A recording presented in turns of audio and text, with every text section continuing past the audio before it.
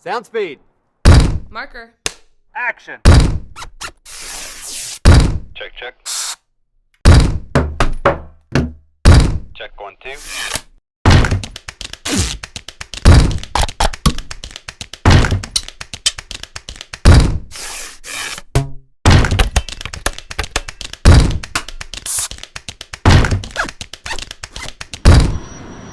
Son of a... Sound speed. Action.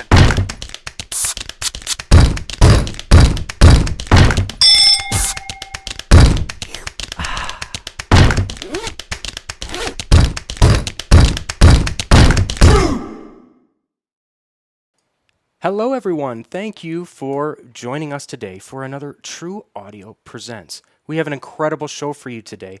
If you haven't noticed, we're going to make sound better today with Bubblebee Industries. And without further ado, let's just bring everybody in. We've got a bunch of guests with us today. Let's get them going. We've got Paul from Bubblebee, the owner and CEO. We have Caleb, Marketing Director. How are you today, Caleb?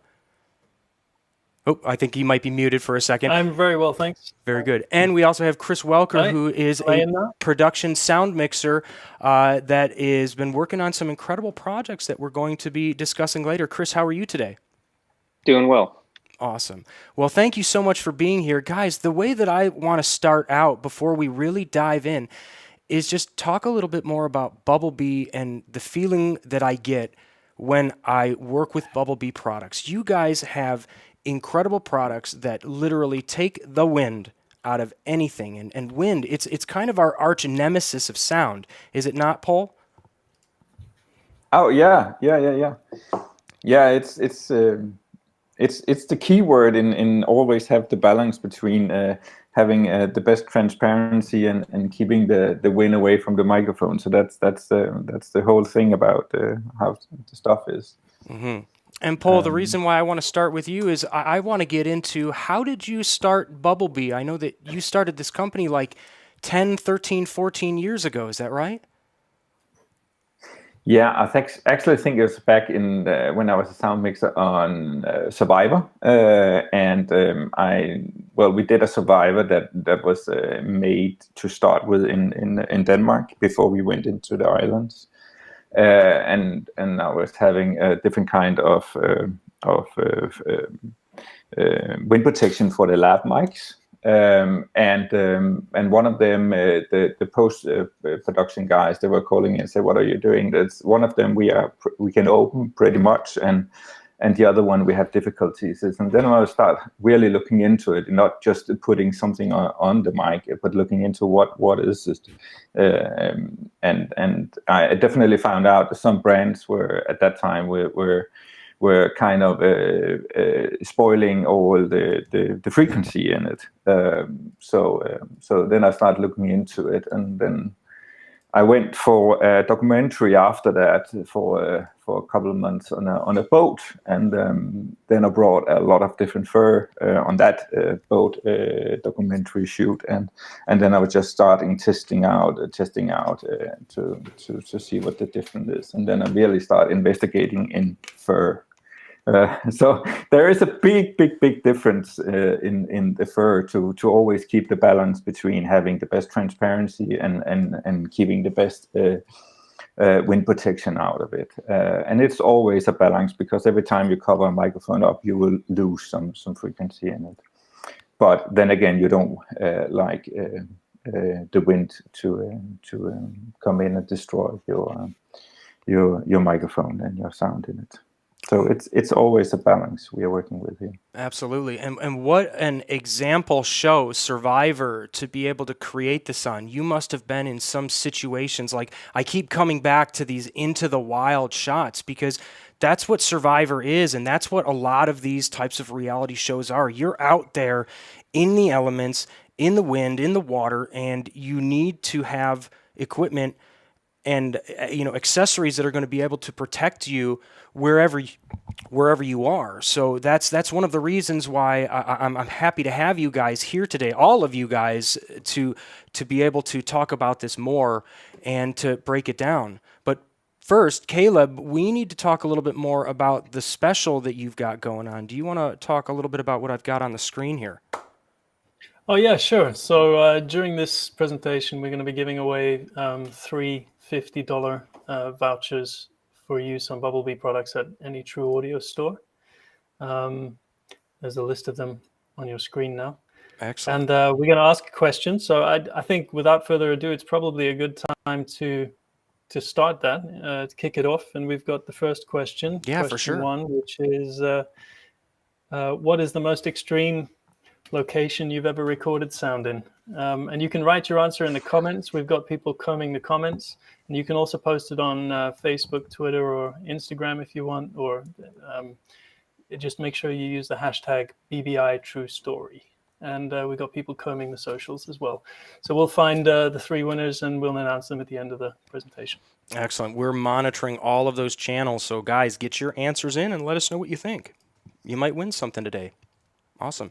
So guys, why don't we start with, I love how you broke this up, Kayla, because you pretty much broke all of your products up into 3 different categories.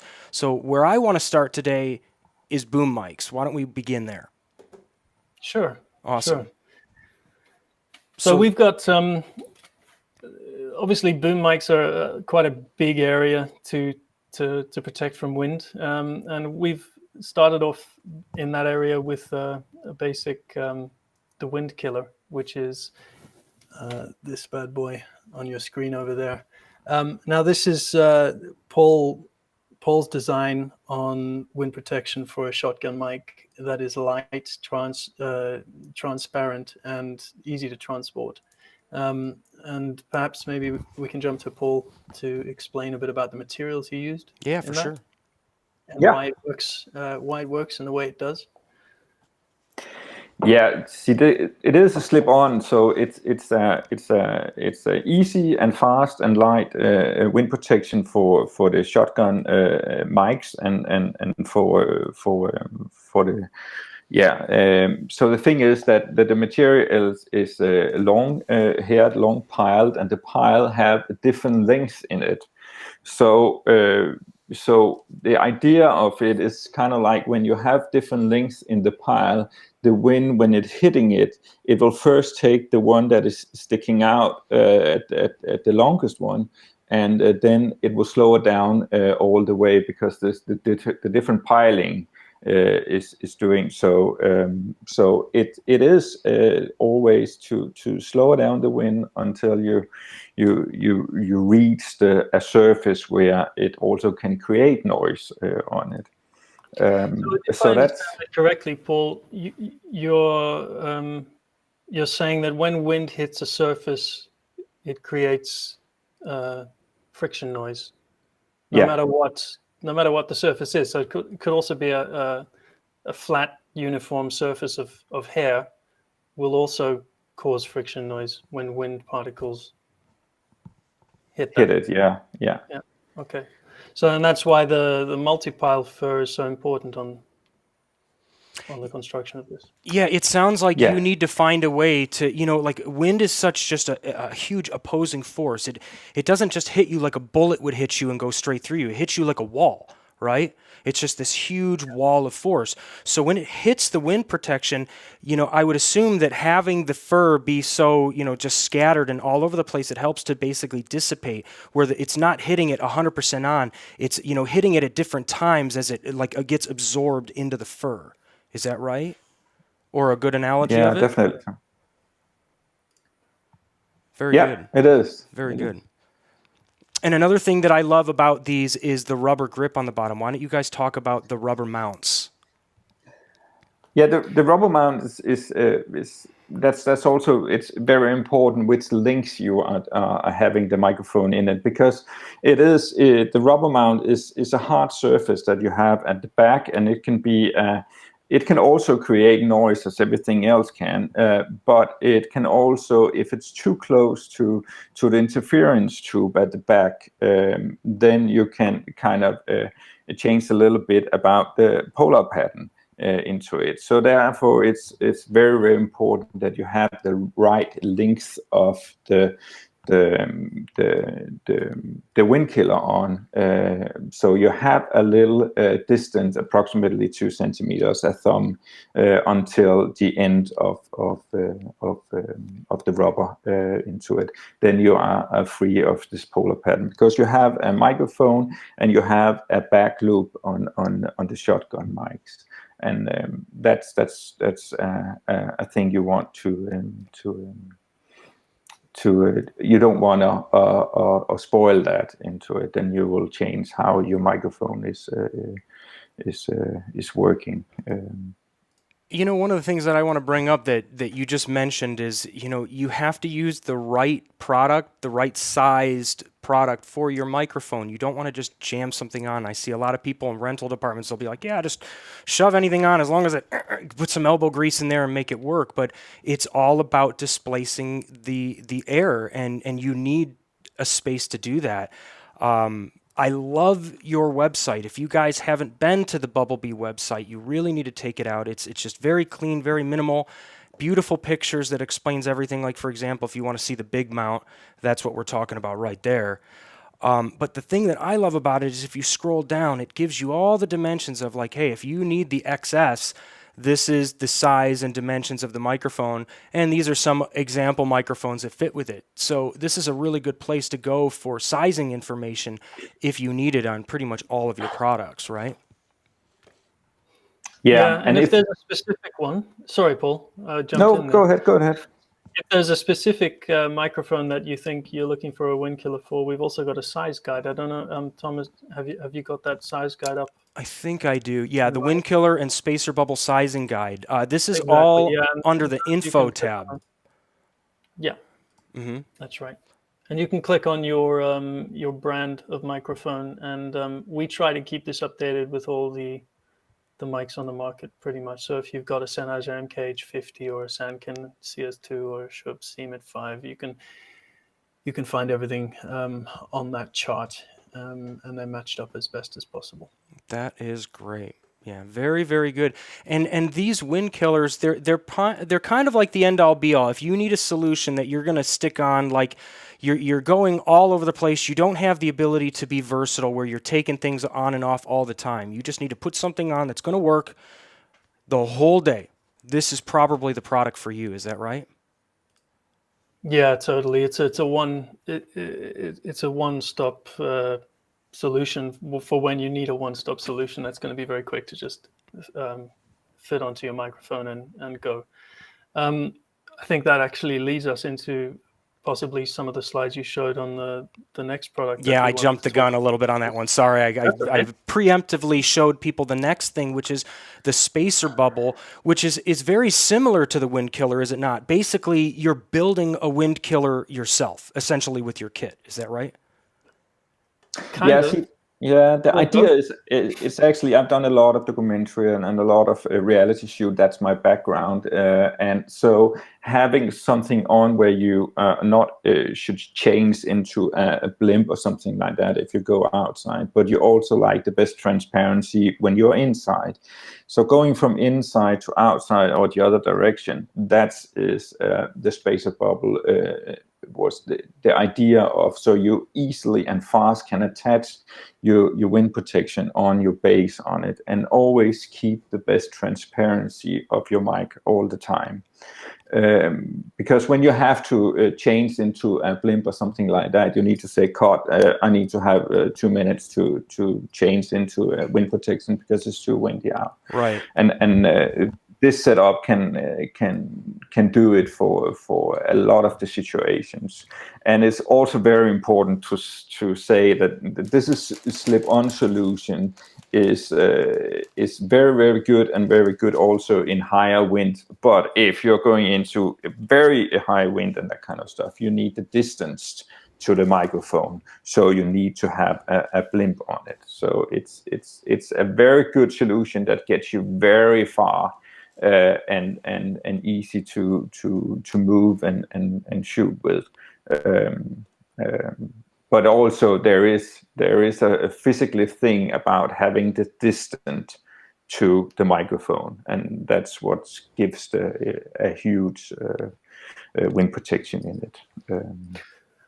But the spacer has an extra layer in comparison to the Windkiller, so it does actually, when you've got the spacer bubble with the long-haired fur cover, it gives a lot more protection than the Windkiller would. It's kind of the top of the shelf option from us. Yeah. Exactly. Yeah, exactly. So you get both. Like, so if you guys notice here, this is the one that comes with it, and then if I need the longer hair, that's the extra piece that comes with it. So, you know, you just have, you know, light, medium, and hardcore wind depending on what you're doing. I've always had this one. This one right here is my spacer kit. Obviously, it's just with the short hair, but I've been using this one on my MKH50 for, well, ever since you guys gave it to me a long time ago. It's been working great. That's cool. Mm-hmm. That's good to hear. Cool. I'd probably also mention at this point the benefit of knowing how to use the products properly. These are tools that can do a job, but they can also be used improperly. And there's been a couple of kind of questions, the popular questions, like I'm getting wind in the back of my spacer bubble. Mm-hmm. Or I'm getting noise from the elastic band and catch over here. And one thing you can do, well, firstly, I would say make sure that you pull the fur all the way on to the spacer base, and then make sure that you tighten this tab properly. I'll do that now for you. So you want it to go around the rubber, not on the edge of it. You don't want to choke the neck of it.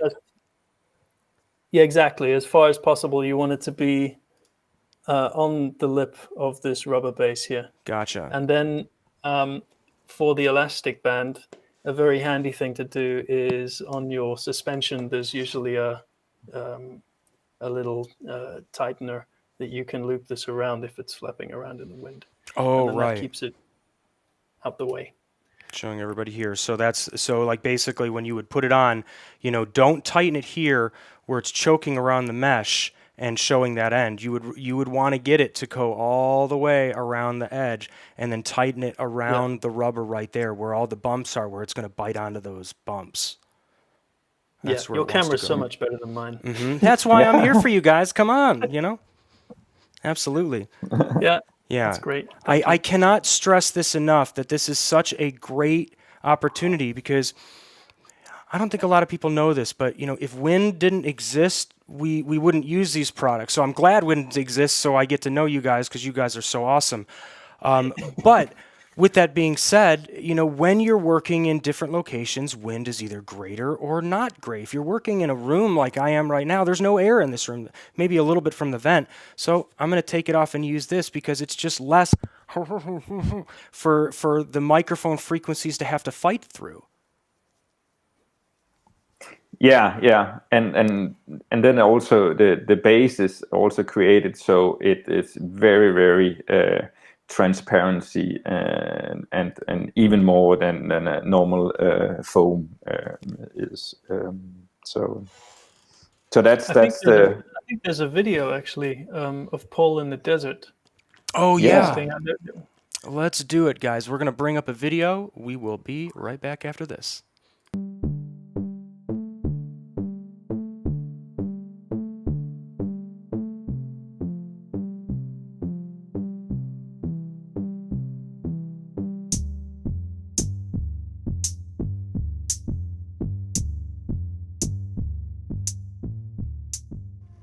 We are using the spacer bubble, and underneath we do have the mic, and it's the 4017, and we definitely need the long hair wind protection on this one. Now we are blowing 17 miles per hour, and I think we still got a nice clear audio out of it, and it's pretty windy now. Whoa! Woohoo! We're hitting 20 miles per hour now. So.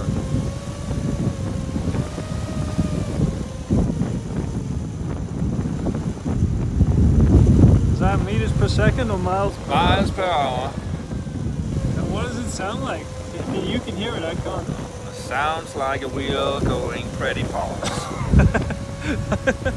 So that's fantastic. Woo! Woo! We got some good wind out here, Caleb. That's fantastic. Maybe we can get some more wind at the top. We have a few meters to climb. All right, let's rock and roll.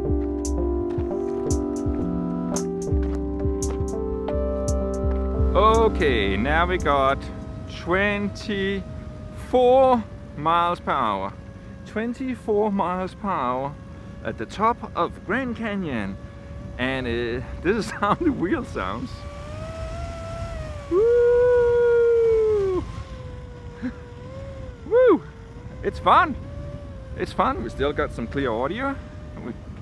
We can hear my voice, and we're doing it with the DPA 4017, and we have the spacer, and we have the long hair fur on top of it, and we are doing 20 miles per hour as we speak in the Grand Canyon with Bubblebee chasing the wind. Woo!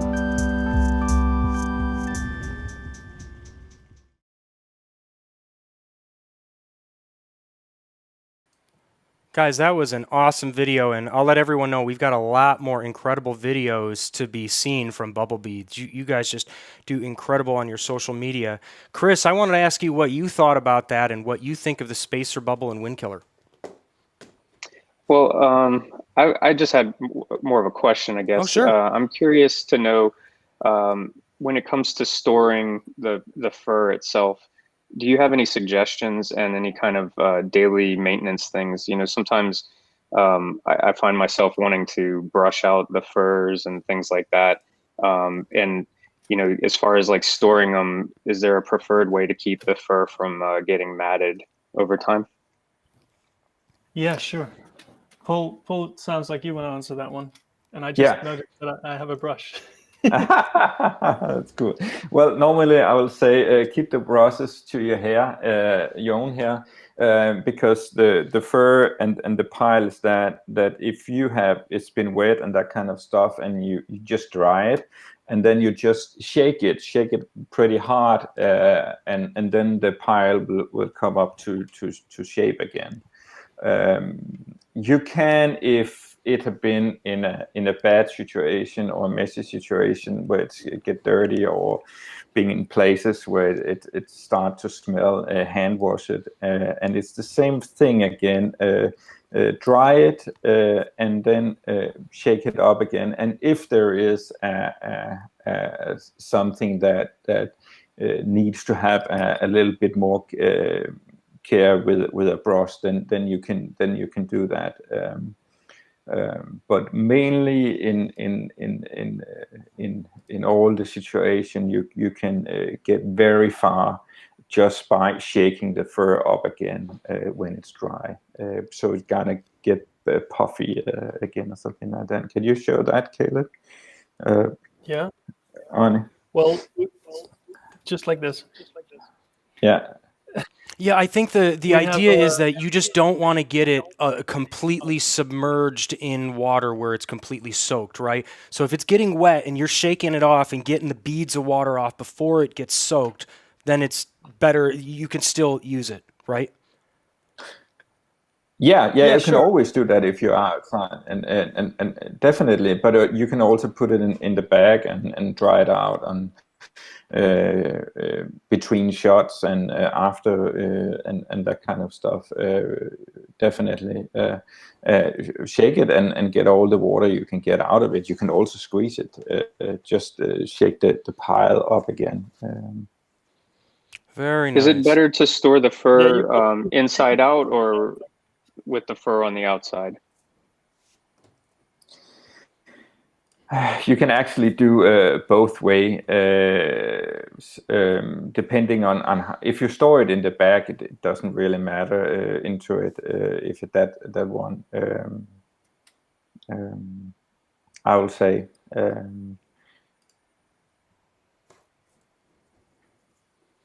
There is Have you any experience with it, Chris? I actually don't. Mm. So I will say it doesn't really matter which way you're storing it. Of course, don't get it interrupted into a pillowcase or squeezed or something like that. Don't stick this in the dryer, or can you? Don't put it in the dryer. No. Don't do that, people. Just I'm literally going to say it. I don't want people putting it in the dryer and going, "What happened?" You know, don't do that. Unless Paul turns around and says it's okay now. Yeah, well, hand wash it about 30 degrees, and then you're good. And just let it hang until it dries out. Just air dry it, keep it nice and neat. Yeah, because there is a piping on it, and it's real leather also, and real leather is not something that you put in the dryer.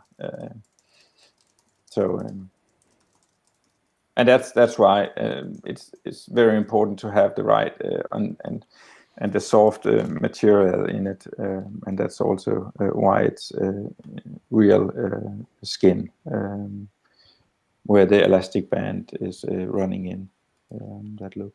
Absolutely. And also at the end of the base, there's also a leather band in it, and it's to keep the natural fabric and that kind of stuff. If you have some harder material, plastic or something like that, it will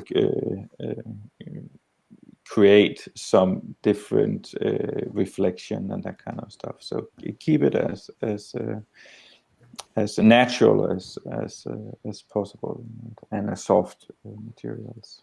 I can honestly say, since I've been using these now for 5-10 years, you're not going to find a product that is built this quality from most manufacturers. You guys really took your time and said, no, we're not going to rush this. We're going to make it clean, make it good, make sure it lasts. So when it comes to dependability, my Bubblebee products have never failed me in the field. So that's an incredible thing to know. And as long as you, like you said, as long as you are using it right, putting it all the way around the rubber mount. I can tell you, I let somebody borrow it back in the day and they didn't do it. You could see that it got squeezed around before. It shouldn't look like that. You always want to go around the outside of it. And if you're using it the proper way, God, it just sounds perfect. Well, it sounds like nothing, which is what it's supposed to sound like. Bubblebee products are about transparency and making sure that you hear the source and not all the other variables that you're trying to get rid of. So, yeah, hopefully that's a good customer statement from you, because I'm not only selling them, I am a user. So, whatever, And that could actually bring, I don't know if that's on the line right now, but also the concealer one. Well, goddamn, it took me 5 years almost to get the concealers right, because I was not satisfied with different materials and all that kind of stuff. But then I finally found the right combination of rubber, because something that needs to stick to rubber, it's a jungle, and it needs to be natural rubber also, and that kind of stuff. So it took me 5 years to make those concealers, and I actually could be fun because I went through the drawer and found out all the old stuff. So maybe I can make some progression on how it was started out and where the concealer ended. For sure. It's yeah. Well, Caleb, maybe we should start. You guys do have one more product that we have in the boom mics category. It's called the Big Windbubble. It's mainly meant for more handhelds and things like that. If you want to just talk about this for a moment, but then I would love to just start diving into all of the Lav mic accessories you have too. So maybe we'll jump back to the Big Windbubble just for a moment, and then jump right back into that, because you got me excited about all the concealers and things like that, Paul. We got to get talking about that too. Yeah, sure. Caleb, rip off the Band-Aid. The big wind bubble is exactly what it says on the tin. It's a big wind bubble. So the concept of the wind bubble, which we'll get to in the next little section as well, is that it holds a bubble of dead air around the capsule of the mic. And so we needed something for handheld mics. Most of them in the field are omnidirectional. Omnidirectional is probably the best choice if you're in a windy environment anyway, because directional is quite, well, except for a boom mic situation, but directional diaphragms are quite susceptible to wind in comparison to omnis. But this just holds a space around that handheld stick mic capsule. And it also has our multi-pile long head fur. There's also a short head version if you want something a little shorter and neater for lighter winds. And it's got a very tight elasticated band around the base. And so that'll fit around the stem of the mic, and it will prevent any wind from getting up the wind bubble inside. This is perfect for any handheld interviews, perfect for those red carpet events and things where you're getting hit with wind and you want to be sounding cleaner and looking better than everyone on camera. Love it. Definitely. Yeah, I guess so. Guys, let's do it. You can see that they're very modest. They don't like to talk highly of themselves, so I'll do it for them. I love these guys and I love their products.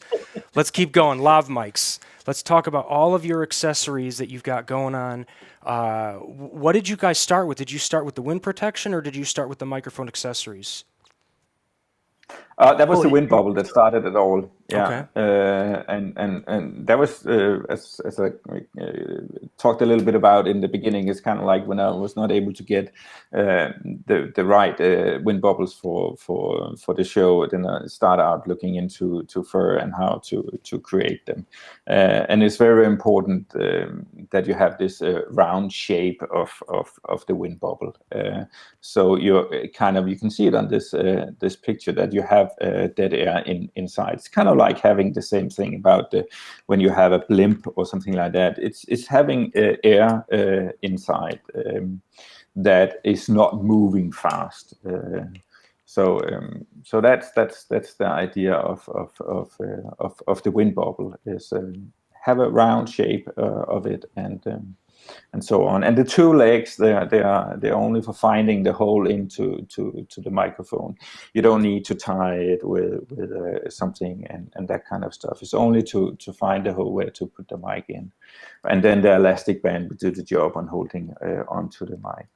And that's why we have 4 different sizes on them, because we have one for the tiny mics, the COS 11 without the metal, for instance, for the first one, the MKE1 and this the DPA 6060 mics, the small ones, and one with a little bit bigger dimension for the DPA 4060 and so on, and then they are a little bit bigger into the Sennheiser mics in the size 3 and 4. But that's the different sizes you can also find on the web page, or also on True's web page. This is what Chris was just telling us that he's been taking some wind bubbles out in the field. Yeah, talk to us, Chris. Let us know. Yeah, recently, just between work, I'm hearing myself in an echo. Sorry. So recently, I've been taking 2 DPA lavalier mics, the 4060s, out just into the field and recording ambiences with the 2 of them. And I had the smaller sized wind bubbles at first, and I was actually going to record. They have a tree in New Orleans that has a bunch of wind chimes hanging from them, and it's very atmospheric sounding. It's a really cool sound, and I just wanted to capture the stereo ambience of that. And I ended up getting the bigger sized wind bubbles to go back and do it again another day, and it was very windy, and it worked out great. I even went so far as to record.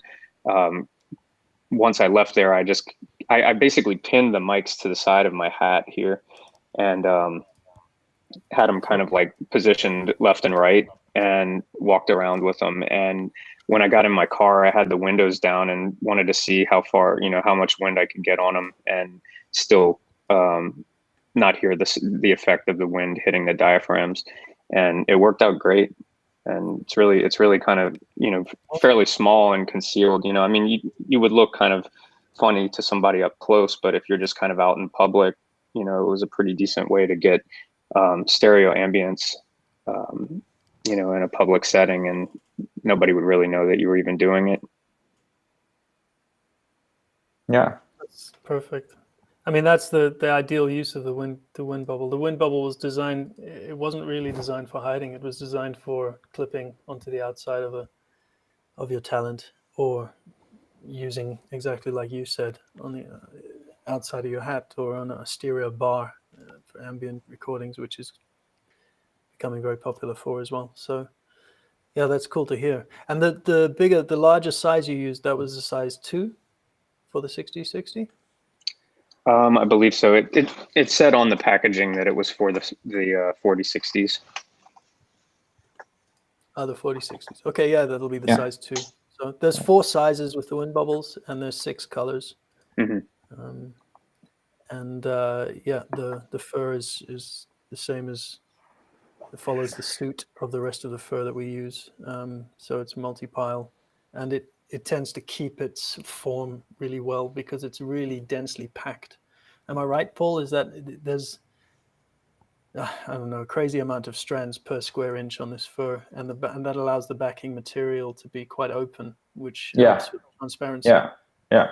If you have a very dark or the back material is very hard pushed together, and you have a small pile of a small amount of fur on top of it, then you have kind of a very bad wind protection. You need to have the other way around, and need to have a lot of piles in and a very transparent and open back material to it. So that's the idea of getting the best fur into it. Mm-hmm. And also, if you do the little round thing, sometimes you're able to see the back material through it, and that's something that you don't want to. You don't want to be to have the back material visual from the eyes outside, because if it's visual from the outside, the wind will hit it and create noise, or just go directly through. I've been just going to jump in here. We've just had a question from David on the chat where he's saying, to confirm, the wind bubbles aren't meant to be concealed? Meant to be. That would be the keywords I would say, because yes, these are beautiful products that are going to look, if you put these on any news anchors that are wearing suits or dresses and things like that, they're going to look extremely professional when you mic them. It's not going to be that eyesore. What are they wearing? Ew, that looks weird. What is that thing? You're not going to have that with a Bubblebee product. They're just going to look like, oh, that's just a beautifully presented microphone on my talent. But when it comes to hiding your microphone, dude, this is the game that we play. You got to get rid of wind, and if you need to, use one and put it under the clothes. If you're getting hit with wind that hard, by all means, put one under the clothing too. It doesn't mean that you can't. It means that you know, it's a great thing to have if it needs to be exposed, but it can also be covered and help you that way too, right? I think you're spot on, Thomas. I think that it just follows the idea that if we put this out in the market and said, this is for hiding microphones, people would laugh at us because of the size. So no, it's not principally for hiding microphones, but you can if the costume lends itself to concealing something that big. For example, you know, later on at the very end of this live stream, we're actually going to tail it out with an awesome video that you guys shot snowboarding. I would never be able to do that with you because I would break my legs. But I loved the fact that you used the wind bubbles with the DPA MMA and put it into the coat. And that's a great example in this question because of the fact that, you know, you've got so much wind hitting you and even going into the coat because it's hitting from the front. So by using those wind bubbles and pulling them inside, you know, we always want to get that microphone as close to being exposed as possible, but protecting for the wind as needed. That's how I've always thought of it. Yeah, Chris. I find that a lot of times one of the best uses of these mics and the kind of work that I come across a lot of times is in cars when you're doing driving shots. I tend to use the 4060 DPA Lavs, 4061s as plants inside of the head, the visors.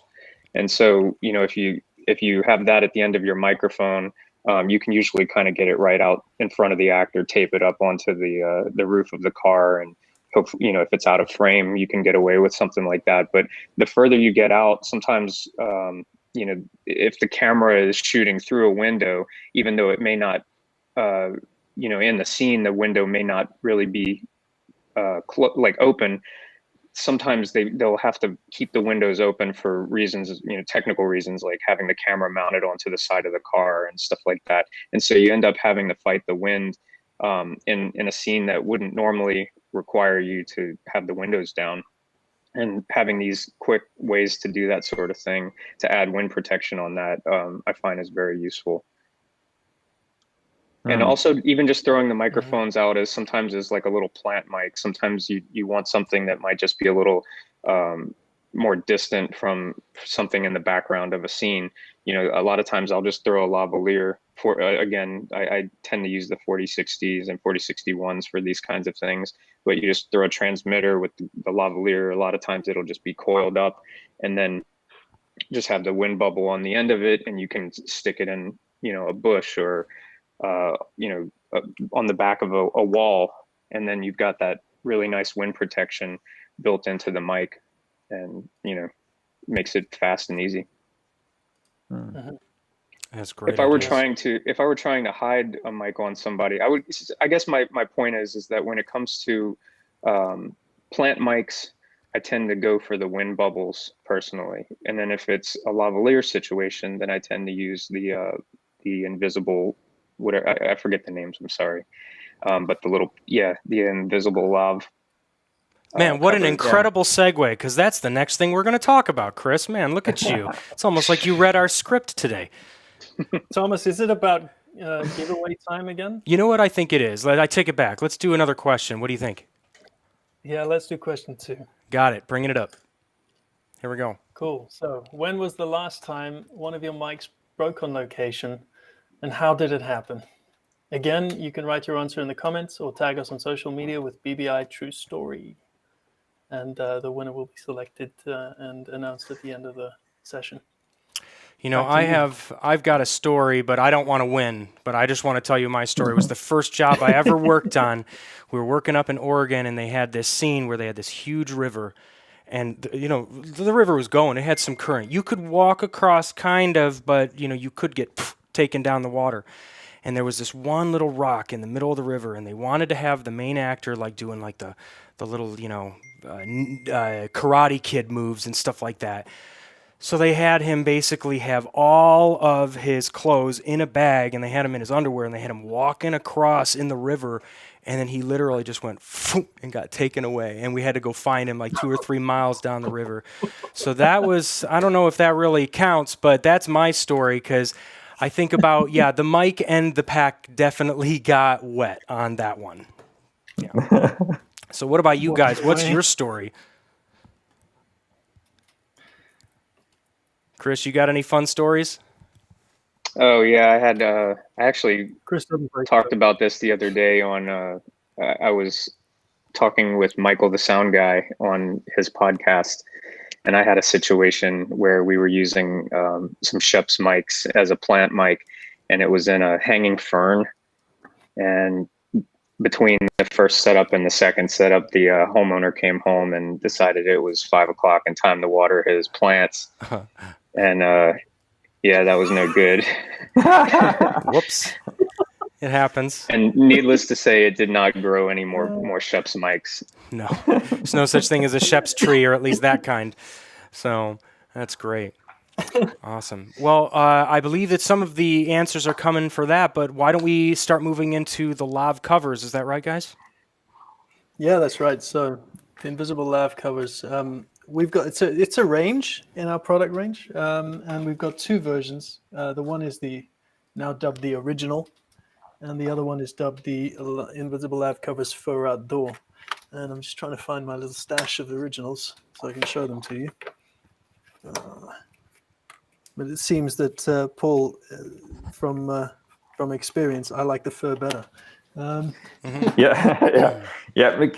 if we talk again about how hiding the mics, and of course the Windbubble can get pretty bulky.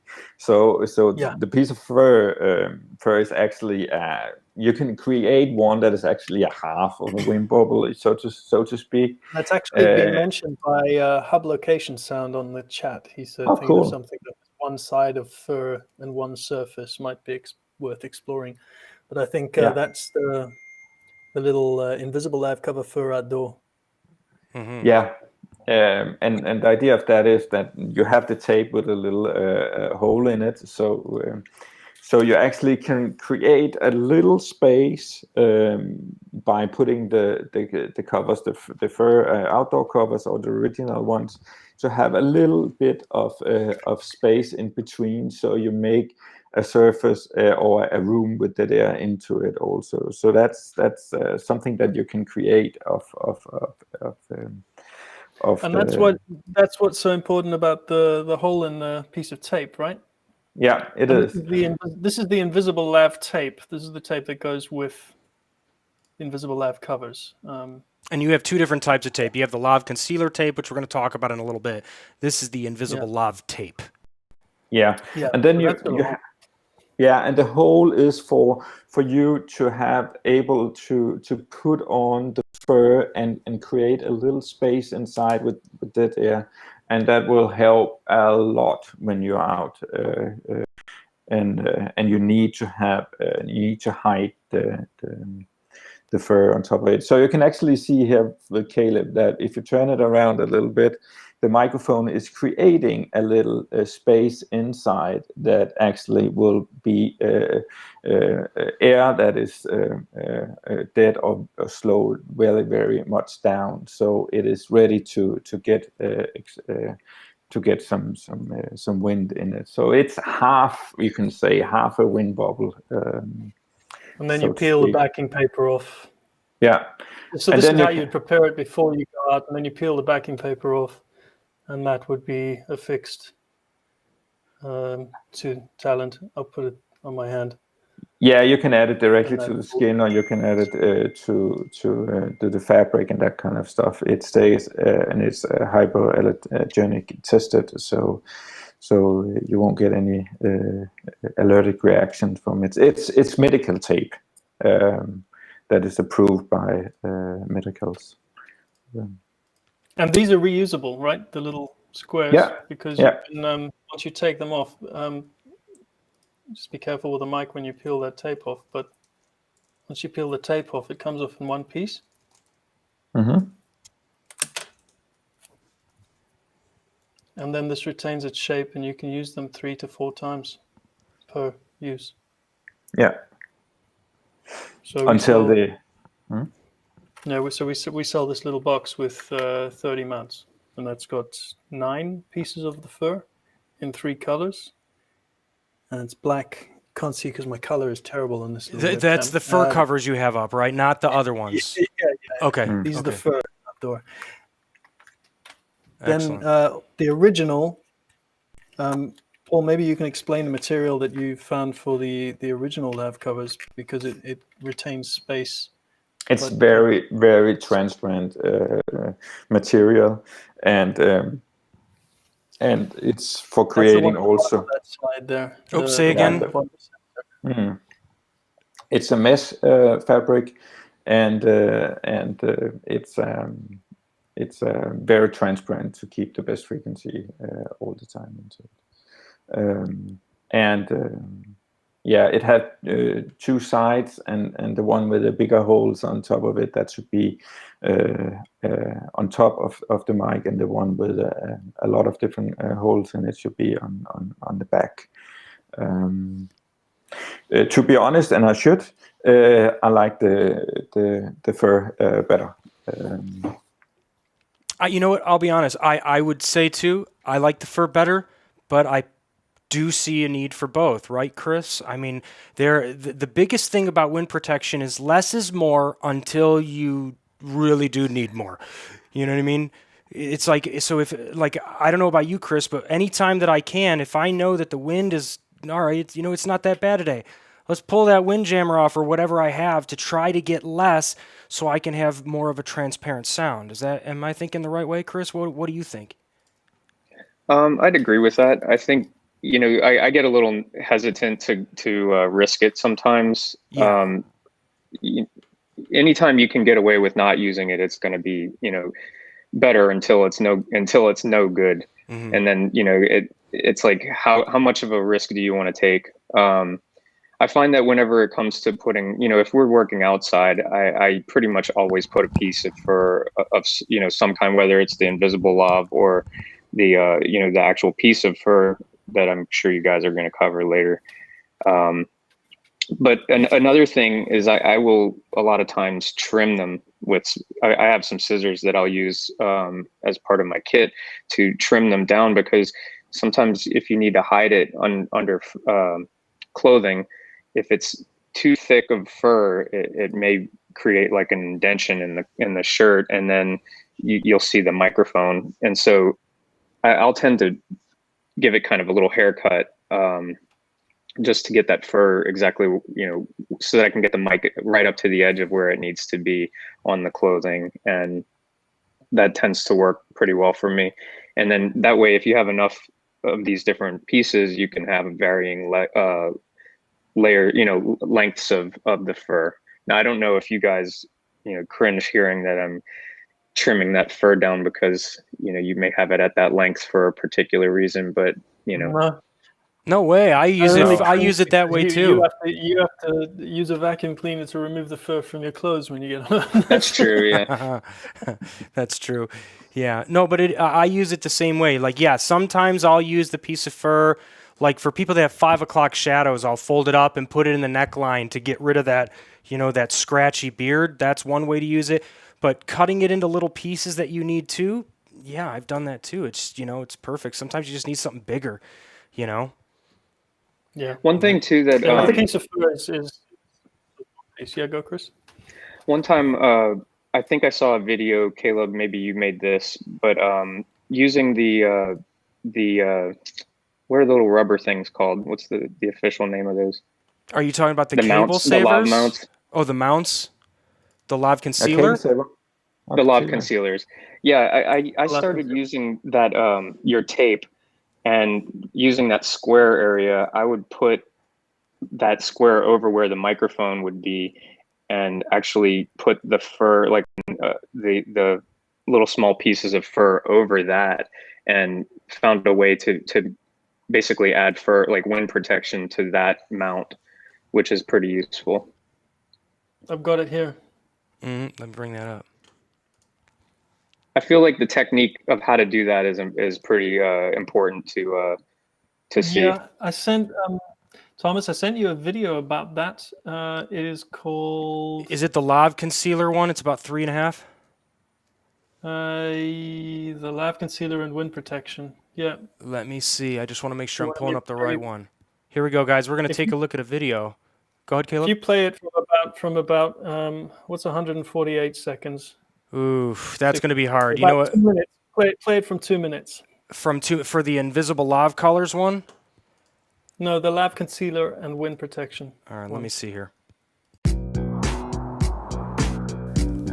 Hello, I'd like to show you a way to apply wind protection to your lav mic when using our lav concealers. So here I've got a DPA 4060, and for that we've got the lav concealer for the 4060, and I'll just pop that in.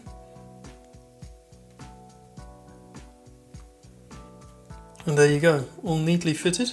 And now to add the fabric guard, this is quite an important part. Keeps any fabric off the 4060 and gives you a much cleaner sound. Okay, and there you go, there you've got the fabric guard, and that's a different material, so the metal actually absorbs the vibration into the rubber, so it's like a shock absorber as well. So for this we're going to use our Lav Concealer Tape, and you prepare the Lav Concealer with the tape by simply affixing it and pressing it firmly onto the base, like so. Okay, and now you're ready to fit the invisible lav cover fur outdoor, which will give you ample wind protection over the exposed part of the mic. And to do that, you select a color. So if this is going under a dark t-shirt, probably take a dark one, or a dark shirt. And, oh, I forgot the tape. Very important with this, we've got a very special tape called the Invisible Lav Tape. And this tape we have a hole cut out in the middle. And that hole is very important because it allows the sound of the microphone to remain as transparent as possible by not covering it with plastic tape. And you affix that to the back of the piece of fur, like so. And that's probably how you would get ready before going up to your talent. And placing it on your talent, the first thing you do is you fit the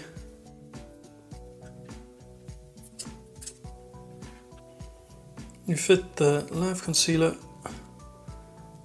like so. So it's firmly fitted. And then what you would do is remove the backing paper from the fur, and then hold it so that you can use the little window in the tape and place that exactly over the fabric guard, like so.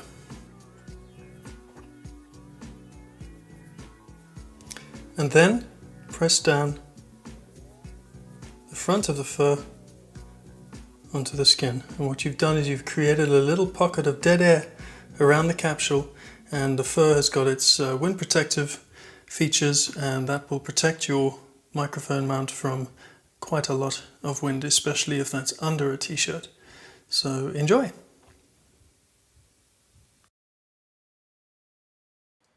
Caleb, Chris, that was an incredible video that showed people the Lav concealer and how it actually attaches and, you know, put some of the fur cover wind protection over it. Chris, what did you think? Is that how you do your wiring with these products? I'm actually realizing that this might actually be a better way to do it. A lot of times I tend to fold the fur over the mount, and what ends up happening is that you have to put another piece of adhesive over the fur itself that's on the mount side. And so, yeah, this might be a better way to go. But I've had success with the way that I've done it. It works easier on the smaller, on the tiny. I mean, that's the 40-60 size. It works well on that, but it works really well on the 60-60, for example. Yeah. On the tiny mount. That's really cool to do as well. But it works. Yeah, it's amazing how much wind this setup can protect from.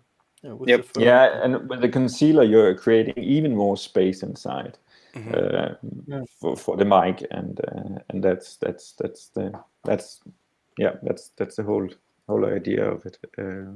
That's why you guys are called Bubblebee. You always have that protective aura, that area around the mic that is so important. You know, if you don't have that isolation around your microphone, that pocket of air to pick up those frequencies, you know, you're gonna have problems. So, and having a good tight seal on your Lav concealer is going to make sure that that wind doesn't sneak in anywhere.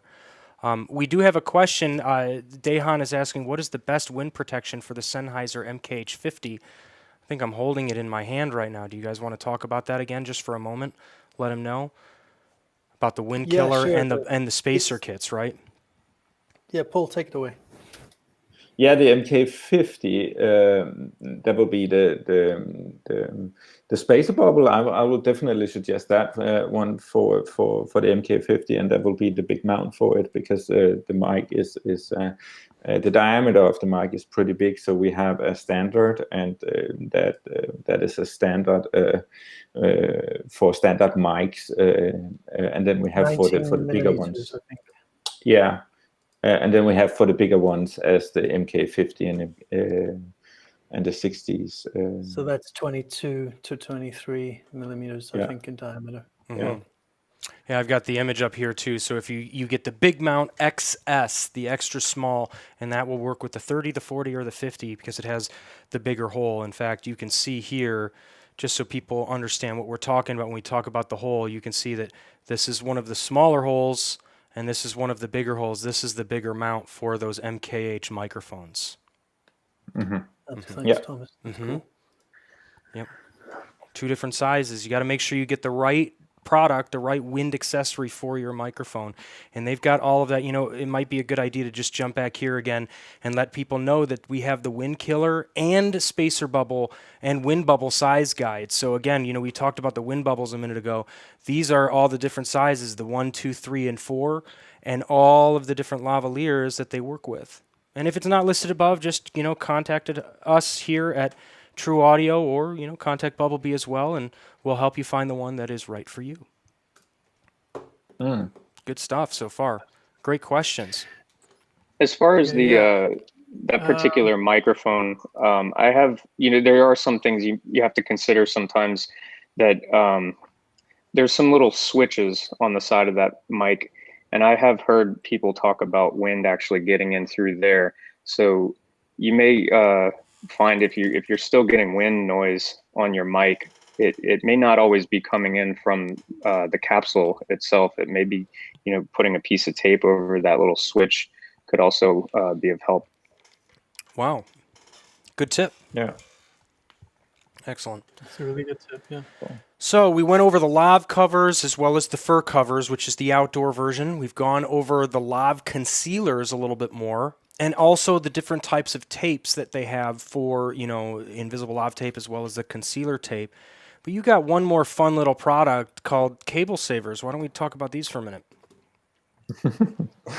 The cable savers, they're actually, in the beginning they were made for I did a Big Brother show, and I did also a necklace for together with the DPA microphones, and those were, the contestants were losing the transmitters all the time, and they were breaking the combiners into it.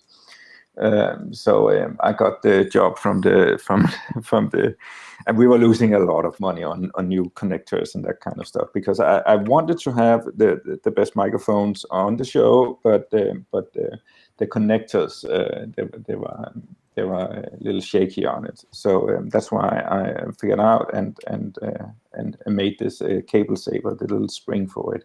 So you can actually lose the transmitter, and the spring will just give the little bend, so you don't break the cable and down in the connectors. It kind of reminds me of like a reverse shock absorber. You know what I mean? Yeah. Yeah. So it's And so the year after, they were pretty happy with everything, and then I started just to change it a little bit and took it up at the other end, and then it kind of took all the cable noise away. So if you actually put the little spring in the other end of the microphone, it takes the cable noise away, and you don't have to create this little loop. And oh, wait a minute. So you're saying you use them on the end as well as the end near the head of the mic as well? Yeah, the idea was made for the transmitter end for not breaking the cable, and then I by accident put it up at the other end and say, oh, wow, all the cable noise is gone, and a lot of the noise from closing is actually picked up by the cable. So having it put up next to the microphone, of course you cannot put it just next to the capsule, because then it gets very bulky. But if you just put it a little down at 15-20 centimeters down of the mic, then you will have a clear mic from the cable saver down to the bottom of it. Just the picture as you have in the bottom where the microphone is.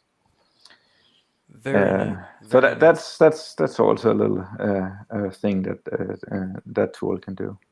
I think there's a video on this, Thomas. Oh, there is. Sent you. Yep. The cable saver, second from the last. Let's cut to it, guys. Let's watch this video on the cable saver. We'll be right back.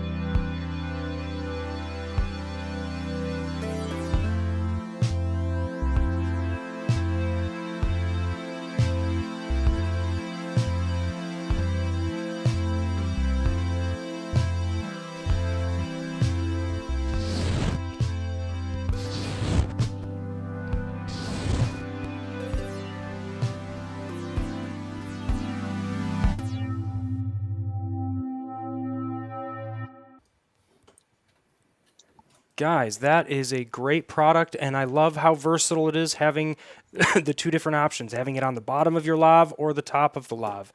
Very, very cool. Thanks. Yeah. We've had a couple of questions. Again, one from Carl Weldon. Are the cable savers rubber or silicone? Paul? Yeah, that's silicone. Yeah, silicone it's made of.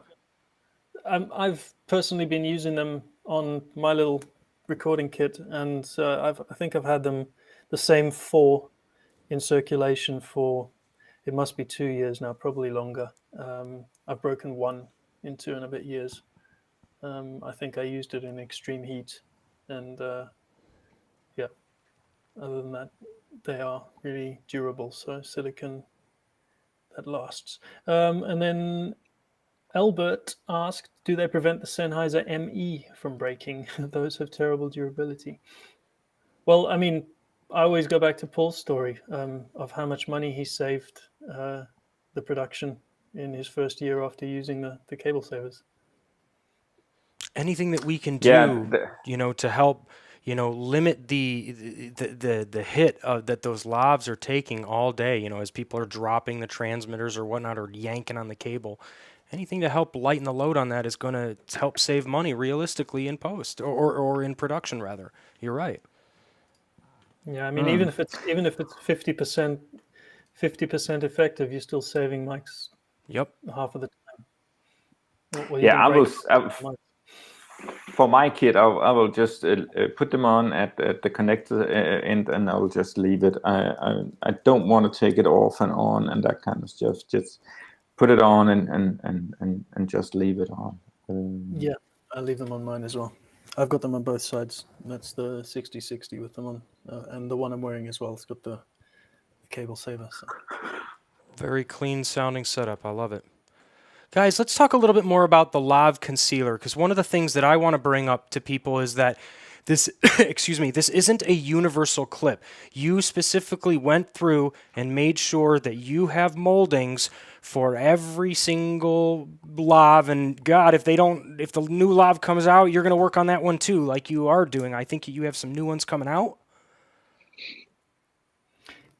Yeah, we're continually developing new things, and the Lav Concealer is definitely also one of those. We have 11 available at the moment, and that covers the ranges from DPA 4060, 4071, 6060, the Sennheiser MK1, MK2, ME2, and the ME22.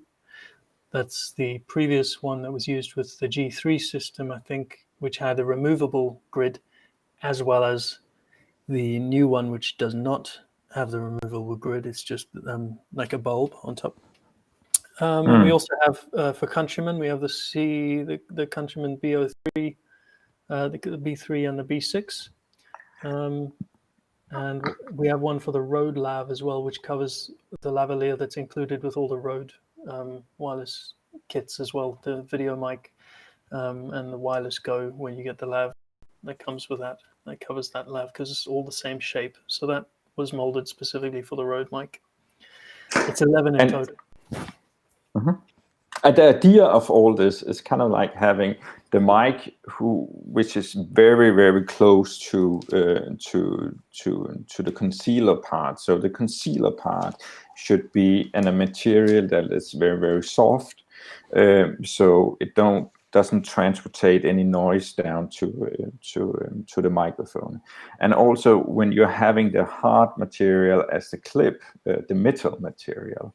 So those two materials, the metal part and the soft material around the mic, will do that the vibration and transportation of noise will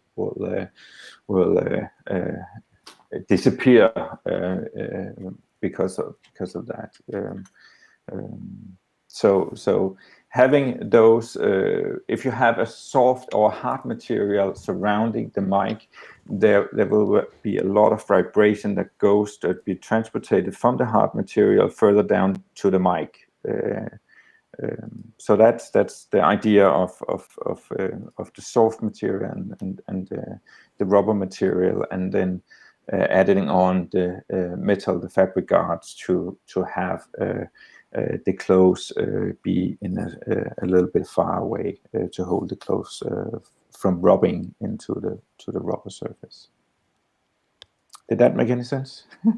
Yeah. Absolutely. Chris, have you used the Lav Concealer? You mentioned you'd used it before. Is that something you'd have any comment on? Yeah, we use those a And if lot. it's helped you? Yeah, absolutely. I find that that's my go-to now for putting mics on people. Even if I put it on someone's chest, a lot of times I'll even still use those. I feel like it gives a little bit of it holds the mic capsule in place better, and you can have a much bigger surface area coming in contact with either their skin or with their clothing, and just having that rubber or sorry, is it silicone or? It's rubber. Rubber. Okay, yeah, I find that it does a really good job of keeping the clothing noise quieter, and then also having that little piece of metal. It does a good job of separating the clothing from coming in contact with the mic capsule. Can I show this? Does that help show people the pieces for the concealer, guys? Yeah, so if you just hold on that slide for a second, on the very left, there's a clip, a clothing clip. My bad. That's all right. Right there. Yep. That's fun, yeah. On the very left is a clothing clip. On the very right, next to the concealer, is the fabric guard. And that was the original setup that you got with it. Last year, when we released the concealers for Countryman, we also invented this little fabric guard extreme, which is the one in the center. And that basically, it clips into the front or the back, and it wraps around the head of the Lav concealer to provide more protection from fabric friction on the top of the concealer. So you've now, all the regular size ones come with all three of those pieces of metal. The tiny ones don't come with a clip. We haven't got a clothing clip for the tiny ones yet. When we first started the Lav concealers, the problem is that the metal tension, it gives tension to a clip gives tension to the rubber, and the tiny is so small that the rubber wasn't able to really rigidly hold that tension without misshaping the Lav concealer. So better to use tape with that one. Mm-hmm. And for that, we have the Lav Concealer Tape. Yeah, you've got it on the screen there. Mm-hmm. And the Lav Concealer Tape, if I can just mention it, it's cut to shape as well. So the Lav Concealer has a little cutout at the end here, a little square cutout, which allows the capsule of the mic, any grid that's on the capsule of the mic, like on the 4060, for example, to be in space rather than against fabric or against rubber or against glue from the tape. And the tape has also got this little notch cut out at the top, and the notch fits onto the concealer where the notch is. Notchy. And basically that keeps glue away from the grid again, because you don't want to get glue in the grid. You can never get it out once it's in there. Yep. And it'll change the frequency response of your mic. Take the backing paper off with a little tab, stick it onto the subject. So that's the short version. We have plenty of videos showing how to mount, how to unmount, and for different situations of mounting using the Lav concealers on our YouTube channel. Yeah, and you know what? I actually have some of those videos, so with your permission, I'll play those at the end when we leave, that anybody that wants to stay along and see some other examples and real-world videos, they can at the very end of this show. That's how we'll end. Guys, this is great stuff. What do you think? You guys want to jump into the next category? Just before we do that, let's ask the third question. I love it. For the giveaway. Here we go. So we've got, is there a dream sound tool or accessory that you'd really like to see made a reality? Ooh, that's a good question. This is a bit of market research. Write your answer in the comments or tag us on social media with BBI True Story, and we will find you. Again, all of these coupon vouchers that we're passing out today are redeemable at any of our True Audio locations. So if you guys are lucky enough to pick one of these up for answering one of these questions, just give one of your friendly True Audio sales representatives a call, get some Bubblebee stuff on us and Bubblebee, and we'll take care of the tab.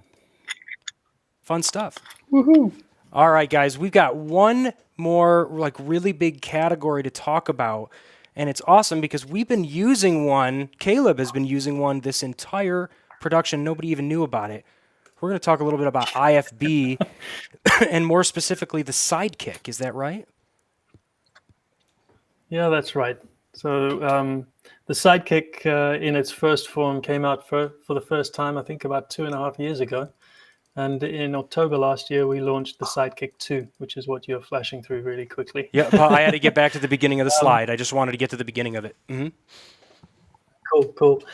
And the Sidekick 2 marked a tremendous upgrade in the invisibility of the unit. And the concept behind the Sidekick is that it's the first IFB earpiece solution where the driver or transducer actually fits inside the ear canal, removing any need for drivers to be clipped on the outside with, for example, a tube method of getting the acoustics up to the ear canal. The driver actually goes inside the ear canal. It's so tiny. And it produces a really good quality sound tailored to the vocal range. So for IFB cues and comms, it's ideal. And yeah, the other thing to remember about the Sidekick is because we use a silicone ear tip that goes over the top of the driver to protect your ear canal from the rigid driver. That gives us options because we use the standard one is the satellite, and it's got little holes in it. That's the one that should be mounted on there. Yeah, I believe these are the satellite tips. I'm trying. Sorry, guys. I know it's a little rocky. I'm trying to get it still. There you go. So those have got little holes in them. They're air gaps, and that means that when these earpieces are in, you can hear your surroundings unimpaired, which is really important especially if you're using a mono unit, because if you block one ear for a period of time, you get a little disorientated with your balance and stuff. It's not very comfortable anyway. After about 20 minutes, it makes me feel a bit nauseous. I'm actually going back to this for a second because what you did say is mono and stereo. There are two different versions. So this one right here, you'll notice that I have the two earpieces. That's for the left and right stereo, and then this right here is the single cable. So if I needed to, I could, get it to be a mono piece as well. Exactly. And on the mono, it's got a curly cable. That's because it needs that cable relief if you're going to hide it. Like you can actually see it in my ear. I've just noticed that. Now flip back to my camera. Coming back to you. Thomas. Yep. Or was it this way? I can see it very little right there. Yeah, you're touching it right now. Mm-hmm. Yeah, that's behind my ear. But I mean, normally that would be tucked under the hair. It's a bit loose now because I'm wearing the stereo one. And the thing is with the stereo or the straight cable, if you turn your head left and right, you don't want it to impair your movement. So if you're using a mono, it comes with a little curl on it. But the curl has been reduced in size, both length and width-wise. So that it's as tiny as possible. If you have hair like me, you can easily hide it if you're a little more careful. I fitted this myself. But yeah, it's in my ear. You can see on the tech specs it's tailored for between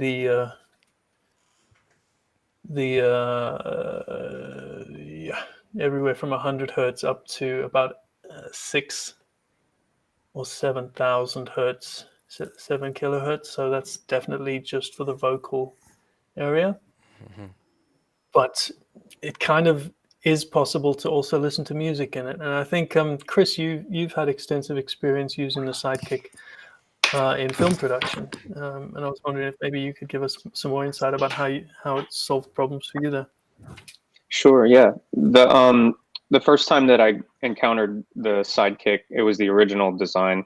Was on the movie Bill and Ted Face the Music. And there it is. I come prepared, guys. I come prepared. It was a kind of interesting experience to try to figure out a solution to the amount of people that would need to hear music playback, but also we were recording dialogue in several of these scenes.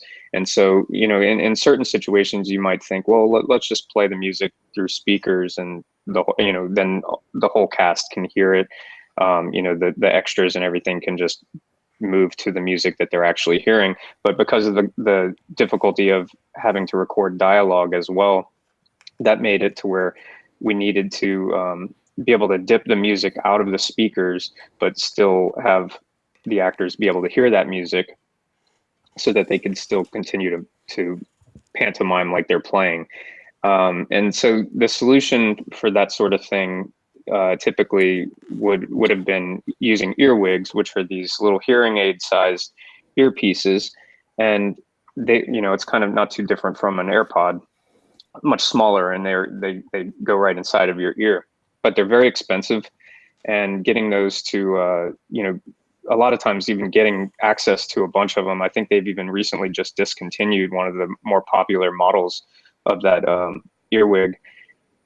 It becomes a problem when you need to carry 14 of them. And especially, you know, in this particular movie, we had some scenes where there were many actors that needed to use these earwigs. And so the cost to production was very high, and they were not very excited at hearing about the, you know, that kind of cost and the number of days that we would need that throughout the shoot.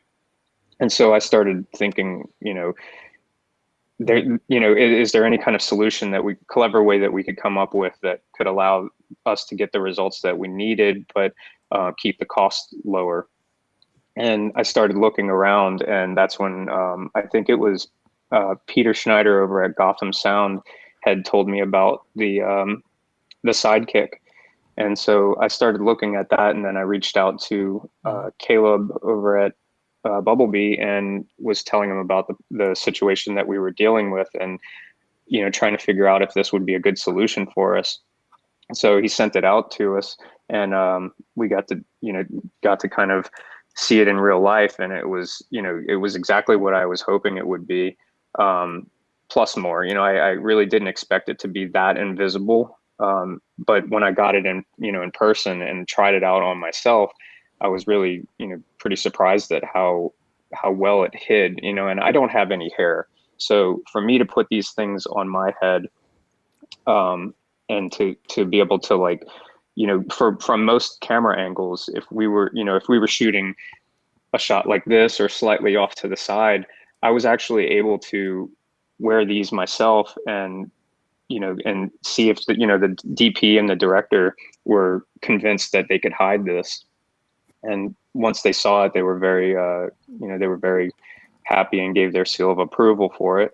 Especially, you know, when you start thinking about people that have hair and all the costumes and things like that, all we really needed to do was to be able to make the jump from the back of their shirt to the top of their head, and their hair and their costumes would take care of covering up the rest of it.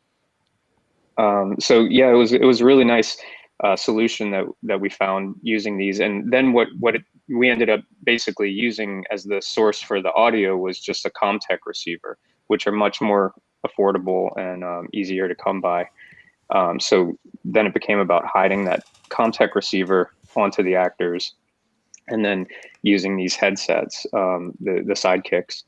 And by using the stereo set, we were able to pick and choose. If the actor didn't want two sides, if they just wanted to hear on one ear, then we could pull one of the sides off and just kind of have it go into their ear of choice. That way they could pick the left or the right. And then we also had the single ear option as well. And then another really nice thing about it is that they have all the different ear tips. And what we were able to find is that, you know, for somebody that really needed to be able to hear, like, you don't want to close off their ears from being able to hear what's going on around them, because they need to be able to communicate with people and hear the dialogue and things like that. So the various ear tips gave the option to be able to let the outside sound into their ear canal, so that they could hear both the playback and the music playback and the dialogue that was happening around them. That is true. You guys have 3 different And you were tips. using this for music playback. Yes, yeah, we were using it for music playback. Sorry, Thomas. That's fine. Yeah, so a lot of times we would just we would use this to That's play the very music interesting. for them, and then they could, you know, pantomime like they were playing the song. It's definitely a very versatile IFB product that can be used not only in production. It can be used for news. It can be used anywhere that you need to have an invisible setup. There really isn't anything more invisible. Right, Chris? I think I interrupted you. There was a little bit of a delay issue. Please continue with your thoughts. Yeah, no worries. There was one time that was pretty interesting where at the end of the movie, the guy who was playing Mozart, they had gotten I forget the name of this keyboard, this synthesizer, but it's like the top of the line Moog synth, and that was in the final sequence of the movie. And so I was able to get a feed from that keyboard, and I piped it into the headphones, into the Sidekick for that actor. So he was actually able to just sit there and play the Moog and hear what he was playing, and I could turn it down so nobody else had to hear it because he was just like, he was having fun for like, you know, yeah. Anytime we weren't shooting, you know, I was like, I can just give him, you know, here's your feed from the Moog. Have fun. We don't have to listen to you. Yeah. We got a 30-minute setup. Just have some fun. You know, don't bother anybody. Yeah. But it made it to where that instrument became interactive for him, because as he was playing and making different noises, he could react as if Mozart, you know, was hearing this insane synthesizer sound. And he knew what he was reacting to because he was able to hear it in his ears. That's amazing. You know, guys, we actually have a video of Chris on set talking about the sidekicks. Do you want the Sidekick 2s? Do you want to watch that? Let's show everybody. That'd be great. It shows how to fit them and everything. Yeah. Yeah, we'll be right back after you guys watch this video. Stay tuned. This is the new Sidekick 2 from Bubblebee Industries. They were so kind to loan us one of these to test out. And compared to the Sidekick 1, it's probably half as thin. It's got this nice little coil cable, and this is a single ear piece, and we'll just show you what it looks like when it goes on to our sound utility Emily right here. So this piece just goes over the person's ear, and then you slide this little ear, the driver, into the ear canal. I'll let you push that in. Okay. So you're gonna go into the ear canal. And just push it in as comfortably as you can, as far as you can without, yeah, okay. And then we'll go under her hairline here. And it comes with this little clip. So what we'll do is clip this to her shirt. Get it nice and snug against her neck. And then we're going to use an IFB and plug this into the headphone jack of that. And just slide this down her shirt.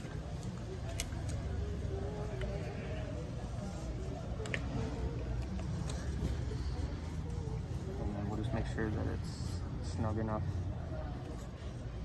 on the back of her neck. And then this can just clip onto her clothes, or if you were an actor, you'd be able to hide it in their wardrobe so that you don't see it, and then virtually it's invisible from the side and from the front. So if you were to do a shot of your actor where it was away from camera, you know, it's a great alternative to an earwig. Is it comfortable? Mm-hmm. Yeah, can hardly feel it. And then of course if they have hair, then you can always drape the hair over it so that you wouldn't even see the cable.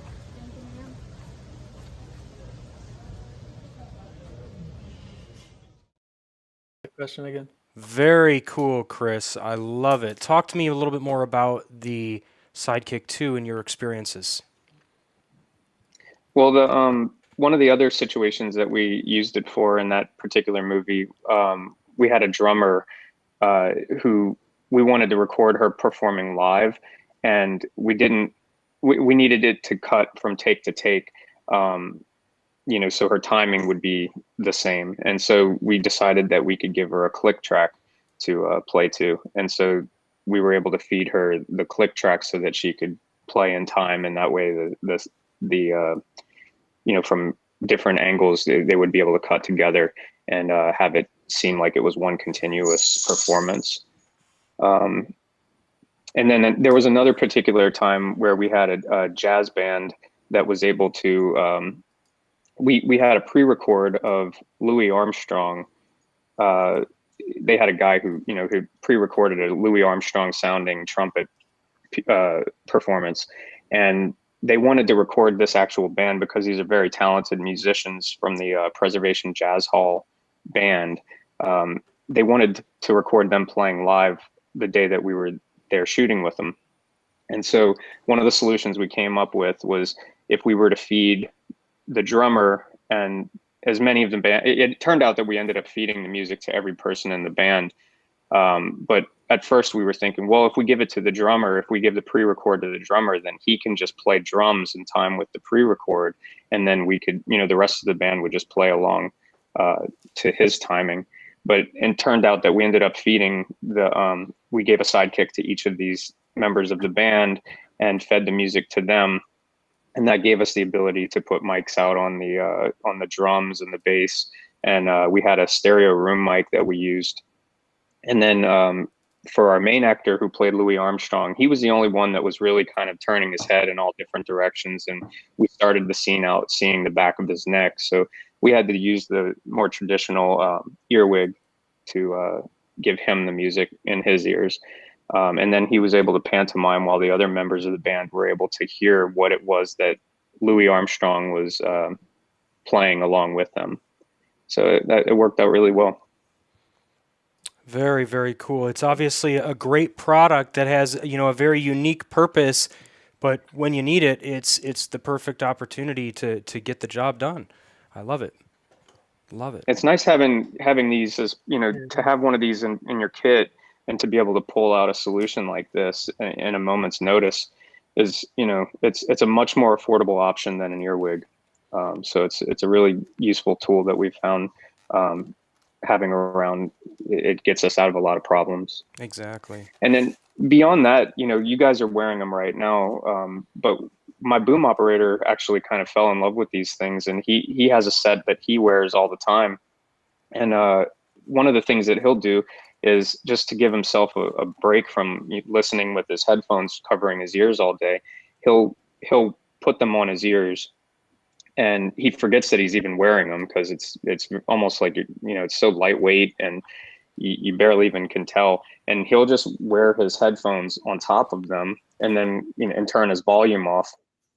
And then from the sidekicks, and then whenever they call cut and he wants to go walk around the set, he'll take his headphones off and he'll turn his IFB on, you know, onto the sidekick instead. And, you know, it gives him you know, the break of having things covering his ears all day, you know, if it's hot or if it's, you know, whatever, if you just don't want that pressure pushing on your ears. Ear fatigue is a major buzzkill for any boom operator or utility on set, or sound mixer for that fact. So yeah, having an option that's that low profile. It's funny, when you put this on, like the first time you're going to be like, am I doing it right? And as soon as you're done and you do it, it's like, oh, did it fall off? It literally feels like completely invisible. It looks invisible, but you don't feel it either. That's one of the amazing things about it, right, Chris?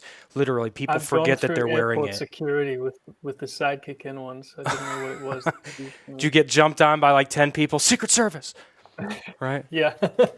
Crazy. They wanted to ask me where they could buy them. Yeah. Right here, we've got 5 shops. True Audio. Oh, wait, that was a good. You set me up. I mean, whatever. But anyways, guys, incredible products. How are we doing? How are you feeling?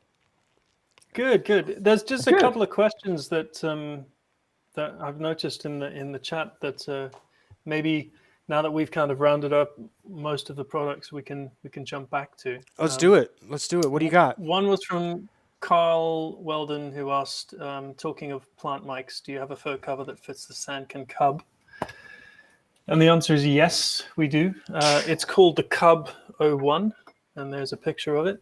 The red dot faces the red dot on the Sandkin Cub. So And there's it's two different available in colors, black right? and then gray. Yep, black and gray. Yeah. Yep. Black and gray. Yeah. It's cool. That was an easy one. And then, yeah, it's very easy. And then someone else threw this up to me. Nathan asked about chroma key colors for the spacers. And the answer on that one is yes. We did a limited run last year of chroma key green spacer bubbles. The point to mention there is the fur at that time was still black, this fur cover. It was just the base that was chroma key green. And the other thing to mention is the leather band around the top of the base was also either black or white, and the rubber back, the rubber mount, was also black. The good news is we've managed to find green cows. So we got some green leather. Nice. That's awesome. And we've managed to find green rubber. So we have these available for special order, and they're available through True Audio. So if you're looking for a chroma key green spacer kit, now available in full chroma key green, that includes the rubber base, the leather band around the top of the mount, and the fur. It's basically everything that you see here will be green in that picture, except for the back. Actually, Paul, correct me if I'm wrong. You're wrong. We can also do the back in green. But okay. Everything in green. Sometimes it's good to be wrong, Caleb. Sometimes, all right? Yeah. This time I'll let it go. That's fine. I'm wrong a lot. The older I get, the more wrong I become. Right. You know what? Comforting. There was another question from Patrick. I won't say his last name because he retracted the question, but I thought it was actually a good question we didn't get to talk about. And he was saying, what do you do when somebody's got just a nice, tight white shirt? And I know that might be hard with wind protection because of, you'll physically see the bump. So I actually wanted to ask Chris, how do you mic up people in nice, tight white shirts? Maybe you use Bubblebee products, maybe you don't, but I want to hear from you, your experience with tight white shirts. We've all had them. I guess it depends on the type of shirt, and it depends on the situation that they're in. If they're interior, then if it's like a tank top kind of style shirt, I've done things where I've gone into the ribbing, like into the lining of the shirt, and you can kind of go over their shoulder depending on the camera angle. Sometimes you have to let the actor know ahead of time that this is a trickier kind of outfit, so we may need to kind of play at camera angle by angle.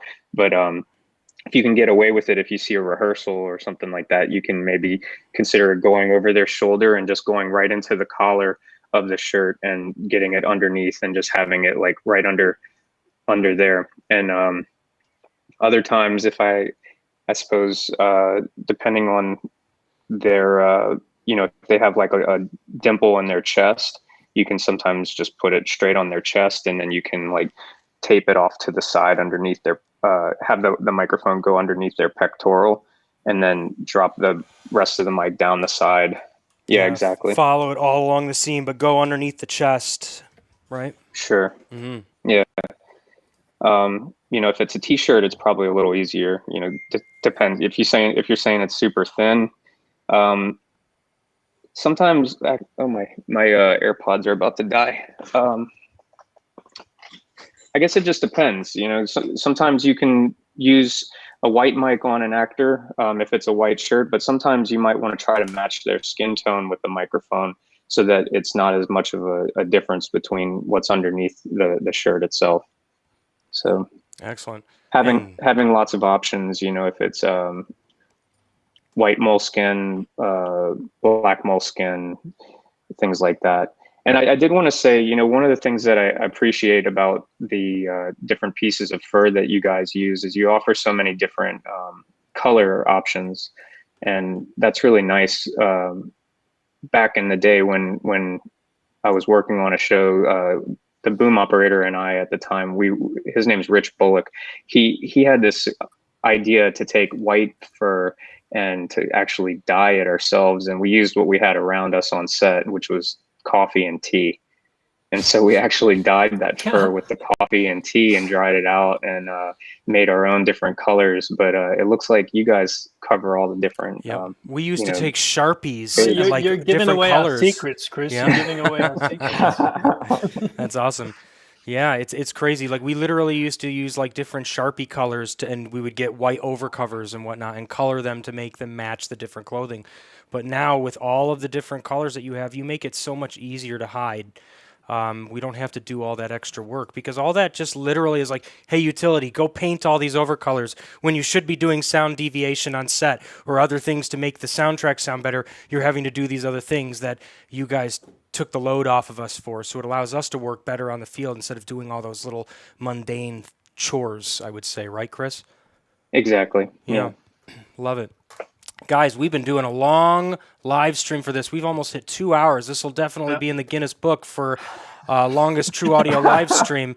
Why don't we wrap this up? It's been fun. Oh, it's totally been fun. And why don't we wrap up the 3 questions again? I believe you said that you've got some winners. Is that right, or am I jumping the gun, Caleb? Yeah, my secret helper Adge has been scouring social media and the chat to find the winners, and Nice. We've got 3 of them. So question 1, what's the most extreme place you've recorded sound in? The winner, congratulations, Theo Knappert.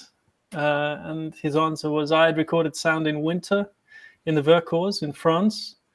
Sorry if I'm pronouncing your name wrong, Theo. For a documentary in extreme conditions. I had the right to snowstorms, short lulls, and temperatures dropping below minus 10 degrees centigrade. Oh, my goodness. That's extreme. At that point, the glue doesn't work anymore. It freezes. 2, when was the last time one of your mics broke on location and how did it happen? The winner, Jana Lopez Raven. Yay, Jana. The second story was from reality sound mixer JT, John Taylor. He was on a boat and the director, for fun, tossed the mic pack into the Pacific Ocean. Oh, wow. Whoops, you know. JT just looked at him like, why? And then number 3, is there a dream sound tool or accessory you'd like to see made a reality? And congratulations to Nathan Zybel. Mm-hmm. And he answers with, my dream would be to solve the hairy chest conundrum, both sticking to and keeping stray hairs off the capsule.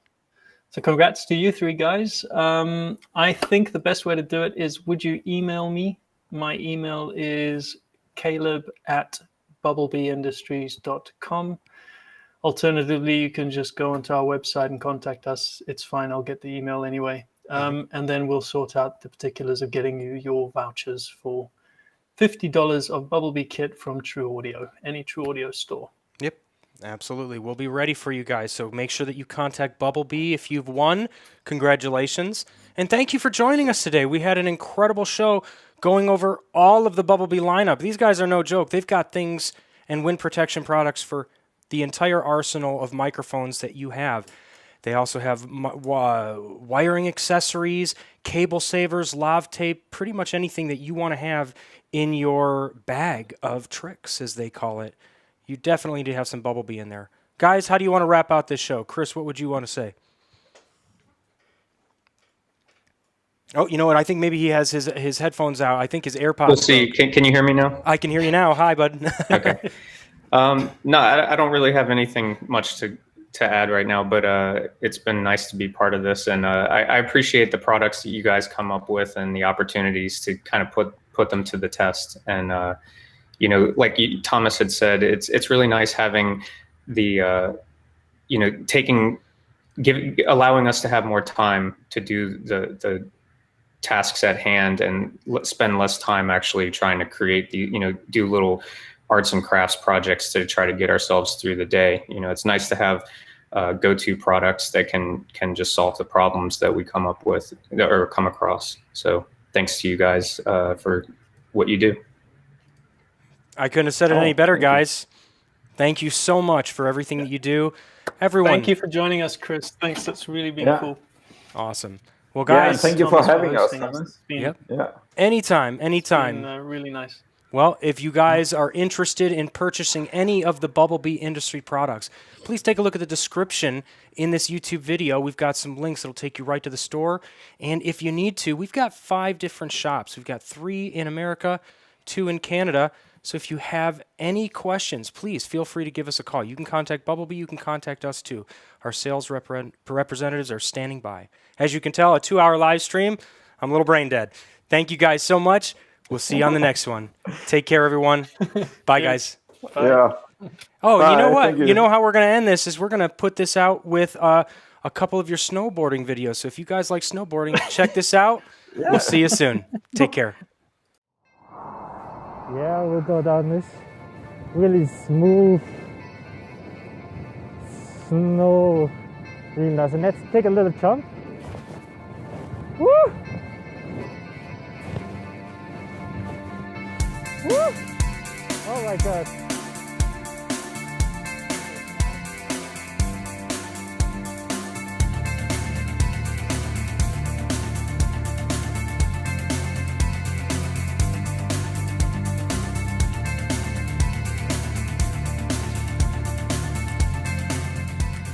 Shortly to be followed by the DPA device, the MMAA. And I've got 2 6060s connected to that. It's pretty cold, it's about -5. I think there's a wind coming from down the piste, it's coming up. So we're going to be sounding faster than we're actually going. I'm going to use a couple of wind bubbles to protect the mics from wind, rain, snow, all the elements. And we'll use some tape as well. I've got some of our invisible Lav Tape pieces. Now a little trick, this stuff when it gets down to -5, -10 degrees, you don't get such a good stick out of it. So it helps if you, because the glue actually freezes a little bit, so it helps if you actually just hold it in your hand for a little bit before you use it, and then it sticks. Right, so where's this black one? I'll pop him in the wind bubble. Yeah, and that should slip right in. Now push it all the way up inside the wind bubble and then give it a little bit of room, just budging it out. And then what I do is use a bit of the tape to fasten the legs, and I'll just fasten that around the legs and the cable, and then peel off the backing paper.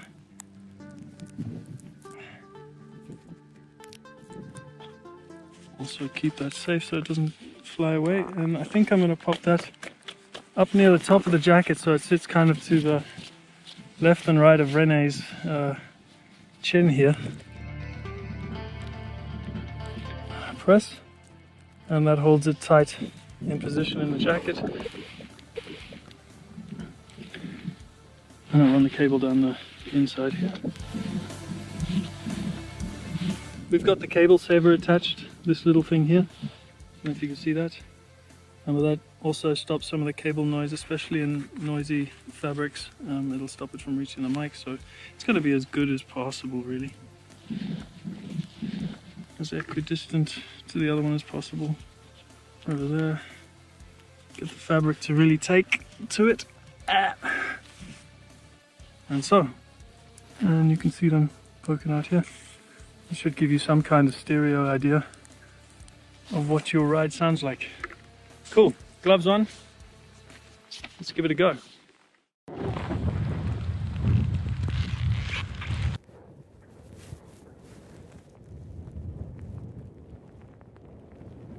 Yeah.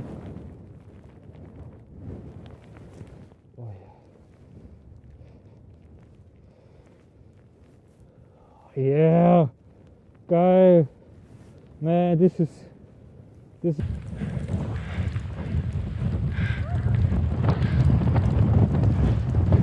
look at this, man. Look at this. Oh my god. Because it's getting too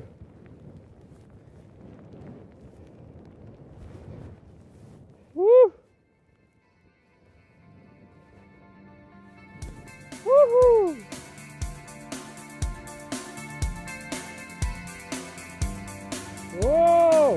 This is now this is style. Woohoo! Woohoo!